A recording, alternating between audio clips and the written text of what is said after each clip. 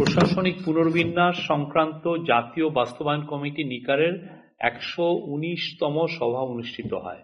এই মিটিংয়ে প্রশাসনিক পুনর্বিন্যাস সংক্রান্ত মোট 11টি প্রস্তাব অনুমোদিত হয়েছে। তার মধ্যে আমি একের পর এক বলে যাচ্ছি।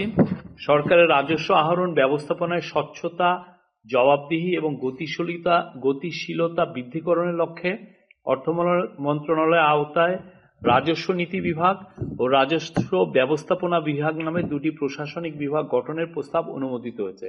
আপনারা জানেন এটা বেশ আগেই এটা নিয়ে ডিসিশন হয়েছিল এবং সেই জন্য অনেক কাজ এগিয়েও গেছে, কিন্তু এখন যেহেতু এটা প্রশাসনিক নিকারের মিটিং, এটা একটা এটা অনুমোদিত হওয়াটা হচ্ছে সরকারি বিধান, তো সেই অনুযায়ী আজকে এটার অনুমোদিত হয়েছে। এবং এনবিআর এর যে বর্তমান চেয়ারম্যান উনি বলেছেন যে এই পুরো দুইটা বিভাগ ফাংশনিং শুরু করা ওনারা এক্সপেক্ট করছেন যে এটা ফেব্রুয়ারি মাসে এই দুইটা বিভাগ পুরোপুরি কাজ শুরু করবে।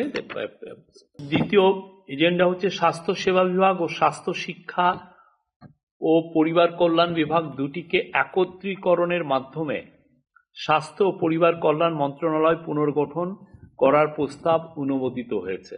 স্বাস্থ্য পরিবার কল্যাণ মন্ত্রণালয় বিভাজনের মূল উদ্দেশ্য ছিল সেবা সহজীকরণ, স্বাস্থ্যসেবা প্রদানের দায়িত্ব স্বাস্থ্য সেবা বিভাগ এবং চিকিৎসা শিক্ষা প্রতিষ্ঠানসমূহ, মেডিকেল কলেজ, বিশ্ববিদ্যালয়, নার্সিং ইনস্টিটিউট এবং মাতৃ শিশু স্বাস্থ্য পরিবার পরিকল্পনা কর্মসূচি পরিচালনার দায়িত্ব স্বাস্থ্য শিক্ষা ও পরিবার কল্যাণ বিভাগের অন্তর্ভুক্ত করা হয়। কিন্তু মন্ত্রণালয়ের দুটি বিভাগ সৃষ্টির পরের অভিজ্ঞতায় প্রতীয়মান এই দ্বিমুখী কাঠামো প্রত্যাশিত সুফল বয়ে আনতে পারেনি। স্বাস্থ্য সেবা ও স্বাস্থ্য শিক্ষা উভয় ক্ষেত্রেই মানের যথেষ্ট অবনতি ঘটেছে।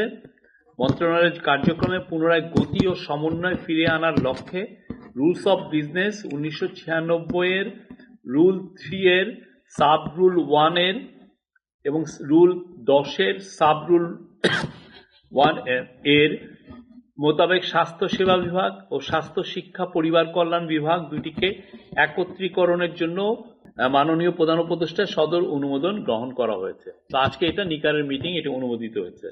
আর একটা হচ্ছে যে আজকে নারী ও আগে মহিলা ও শিশু বিষয়ক মন্ত্রণালয় ছিল, এটার নাম পরিবর্তন হচ্ছে নারী ও শিশু মন্ত্রণালয়।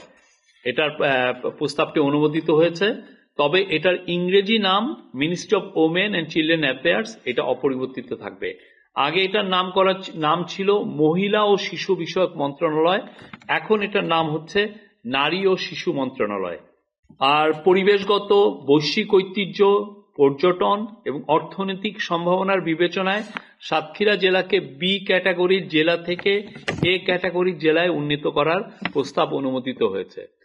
বৈঠকে এটাও ডিসকাশন হয়েছে যে সাতক্ষীরা, আপনারা জানেন গত স্বৈরাচারের সময়ে সাতক্ষীরার মানুষের উপর ভয়ানক নির্যাতন চালানো হয়েছিল। আর আপনি জানেন সাতক্ষীরাতে সুন্দরবন আছে, সাতক্ষীরার এখন সাতক্ষীরার ভোমরা বন্দর এখন একটা খুবই গুরুত্বপূর্ণ একটা বন্দর হিসেবে ইমার্জ করেছে এবং সাতক্ষীরা আমাদের দেশের জন্য এইটা একটা খুবই ইম্পর্টেন্ট একটা ডিস্ট্রিক্ট। তো সেটা বিবেচনায় এটাকে এ ক্যাটাগরি ডিস্ট্রিক্ট হিসাবে অনুমোদিত হয়েছে। গাজীপুর জেলার পূর্বাচল উত্তর, নারায়ণগঞ্জ জেলায় পূর্বাচল দক্ষিণ, নরসিংদী জেলার রায়পুরার একটা অংশ, কক্সবাজার জেলার মাতারবাড়ি নামে মোট 4টি নতুন থানা স্থাপন এর প্রস্তাব অনুমোদিত হয়েছে।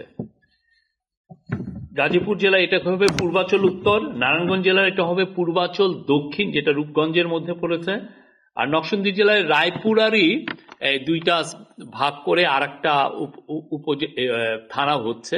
এটার নামটা এখনো কনফার্ম হয়নি, নামটা পরবর্তীতে জানিয়ে দেওয়া হবে। আর কক্সবাজার জেলার মাতারবাড়ি থানা, আপনারা জানেন মাতারবাড়িতে খুব আমরা ডিপ সি পোর্ট করছি, অনেকগুলো ইম্পর্টেন্ট কি পয়েন্ট ইনস্টলেশন আছে, যেখানে অনেকগুলো বড় বড় পাওয়ার প্ল্যান্ট আছে, অন্যান্য লজিস্টিক্যাল ফ্যাসিলিটিস তৈরি করা হচ্ছে, ওইখানে ফিশিং একটা হাব তৈরি করা হবে এবং এই কক্সবাজার, মাতারবাড়ি এবং মহেশখালী নিয়ে সম্প্রতি মিডা গঠিত হয়েছে, মহেশখালী ইন্টিগ্রেটেড ডেভেলপমেন্ট অথরিটি। সেই জন্য এইটার গুরুত্ব বিবেচনায় এখানে একটা নতুন থানার প্রস্তাব অনুমোদন হয়েছে। এটার নাম হবে মাতারবাড়ি থানা।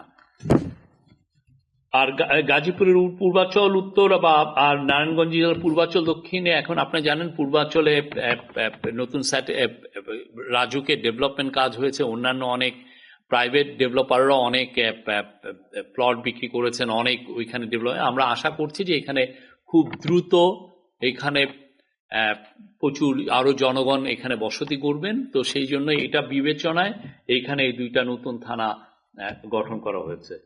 আর ঠাকুরগাঁ জেলায় ভুল্লি থানার নামের বানান সংশোধন করে ভুল্লি প্রতিস্থাপন করার প্রস্তাব অনুমোদিত হয়েছে। হচ্ছে যে আগেরটা হচ্ছে রস্যুকার ছিল ভুল্লি আগেরটার, এখন যেটা হবে দীর্ঘকার। জুলাই গণ অভ্যুত্থান অধিদপ্তর গঠনের এটা ভূতাপক্ষ অনুমোদন হয়েছে। আপনারা জানেন জুলাই যে গণ অভ্যুত্থান হলো সেই বিষয়ে অলরেডি একটা অধিদপ্তর হয়েছে মুক্তিযোদ্ধা মন্ত্রণালয়ে, সেটা আছে ভূতাপক্ষে অনুমোদন হয়েছে। আর জননিরাপত্তা বিভাগ ও সুরক্ষা বিভাগ দুটিকে একত্রীকরণের মাধ্যমে স্বরাষ্ট্র মন্ত্রণালয়ের পুনর্গঠনের বিষয়টিও ভূতাপক্ষ অনুমোদন হয়েছে। আপনি জানেন আগের গভর্নমেন্ট স্বরাষ্ট্র মন্ত্রণালয়কে দুইটা ভাগে ভাগ করেছিলেন, একটা জননিরাপত্তা বিভাগ ও সুরক্ষা বিভাগ। এই দুইটাকেও এক করে এই স্বরাষ্ট্র মন্ত্রণালয়ে রাখা হয়েছে।